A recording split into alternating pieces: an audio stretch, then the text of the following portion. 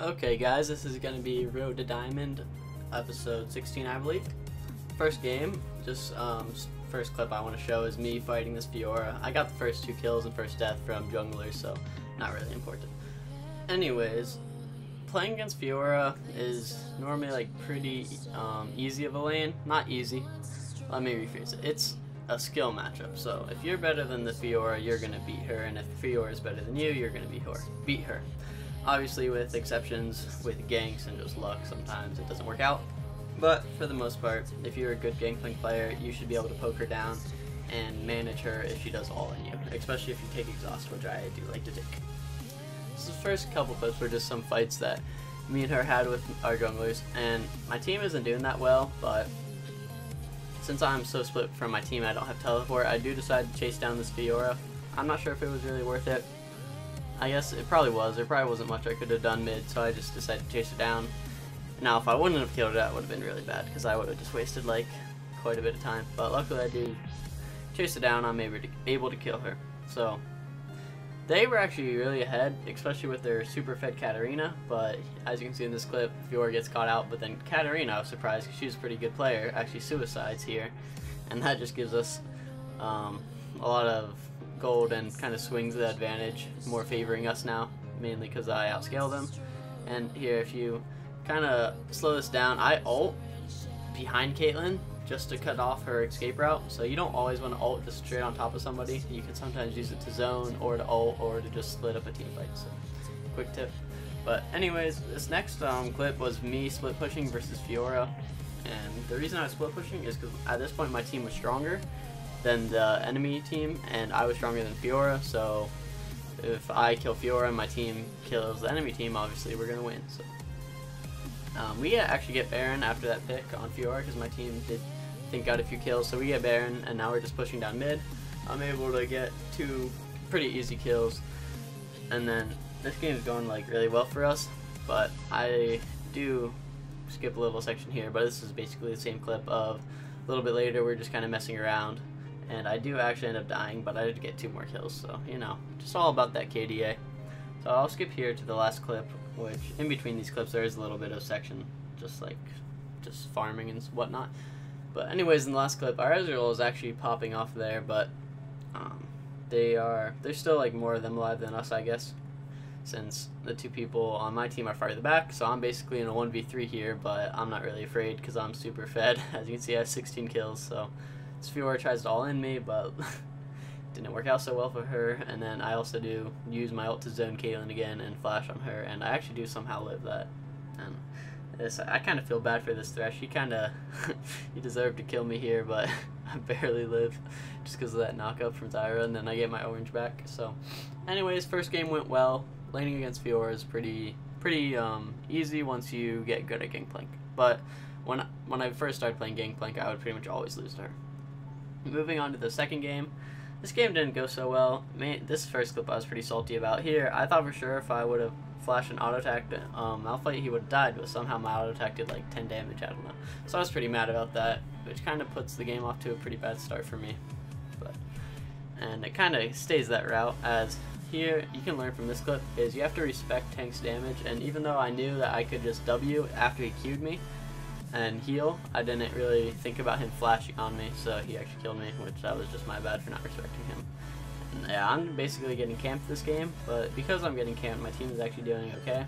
So we skip ahead to the next clip, we can see that my team is actually winning by a decent amount, but the only problem ends up is that my team does throw a little bit, not specifically in this clip, but later on, and I'm so far behind that I'm not really able to do much this game. I'm 0-4-2, so if we take a look at the next clip here, it's like another team fight, I believe, but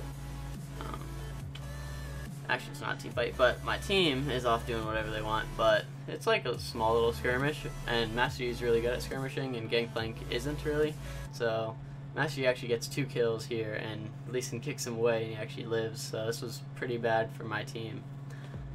Even though it's like still 2 for 2, but the fact that Master Yi got the 2 kills from their team is really bad. So they actually got Baron, I forget when, but they did get Baron, and now they're diving us, which Wasn't that smart by them just because of how much AoE we have. We're able to burst them down before they kill everybody.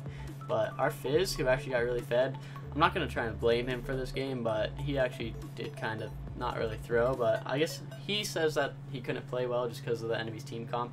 So he got really fed, but he was like getting killed in every team fight, and he got 1v1 by Annie mid lane, which is why you see Annie's pushing down mid while Fizz is dead. So anyways, this Fizz had a really big lead, and if you keep your eye on him in team fights, he doesn't really do anything. Like here he jumps in and just gets one shot, but I don't know.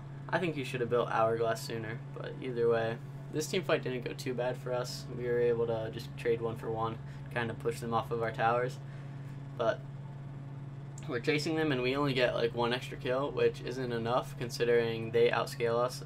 Very, very clean barrel combo there. Anyways, they outscale us. I'm like the only one that actually outscales my lane opponent, and that's iffy just because Malphite scales really well. But this is our one team fight that like goes pretty well just because Malphite suicided at the beginning. But the tides will change rather soon. So this is our one moment of glory where I'm like, oh, maybe we're actually going to win. But it does not quite happen. So I'm just going to let you guys watch the rest of these clips. But so we're just pushing down mid. At least we're trying to. My team is actually fighting them. And I come in here to get a barrel combo. And I kill Vayne with it because it crit.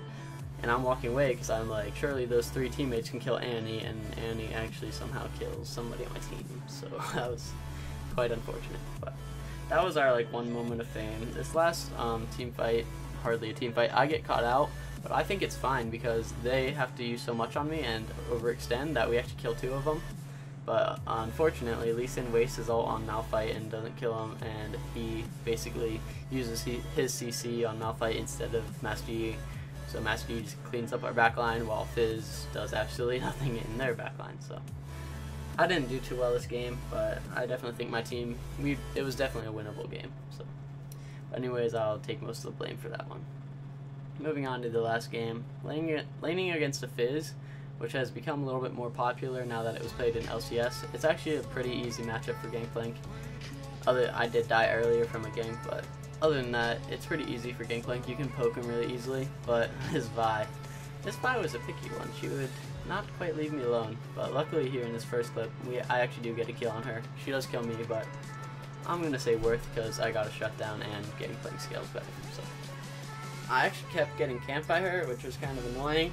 This Fizz would plate me, and then he would just rely on Vi to come and kill me. But the good thing is that since Vi was top a lot, she couldn't really influence the rest of the map much, so my team was actually doing a pretty good job of capitalizing off of that. As you see, we're still in the lead, even though I'm negative. But here I see Vi coming again, and I go in this bush, and I thought for sure I dodged this Q, but apparently still hit me because that, hit boxes.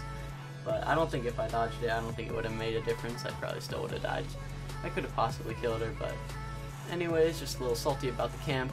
But because she was camping me, like I said, my team's pretty far ahead, and even though I was camped, I was still farming a lot just because I was stronger than Fizz. So as you see in this team fight, even though my score isn't that good, I still have a decent amount of items, so I'm able to pick up a triple kill here. And actually, I keep going because this Caitlyn's kind of extended, and I get the barrel off on her. And this was kind of like, I actually don't think I should have killed her here, but I mean, I ain't gonna complain about it. So I do actually get a quadra kill there after being pretty far behind, so that was pretty cool.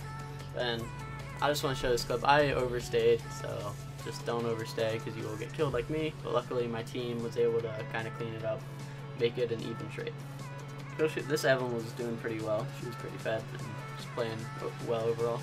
And here's an example of what you can do with GANGPLANK ult. It did a lot of damage there. If you want to rewatch it, it does way more damage than what a lot of people think if you have Death's Daughter. So anyways, that little explosion there, I got a triple barrel, not a triple barrel. I hit 3 people with a barrel, so that basically won the team fight for us. It put pretty much 3 people at half health, so we won that team fight. This is the last clip here. We're just pushing it down mid, or not mid, but top, because we got Baron. And we got Baron after that last little team fight, so there's not much they can do, especially this Caitlyn. Can't really do too much because if she gets even in range auto attack, she'll just get jumped on. and Evelyn just one-shots the Sirach off to the side, so that's pretty much game. I didn't really do much this last team fight. I didn't even have to ult, but anyways, I'll take the free win. Not free win. Free team fight win. I did pretty good this game. So, looking forward, you guys can expect to see a Gangplank guide out, so look forward to that, and thanks for watching.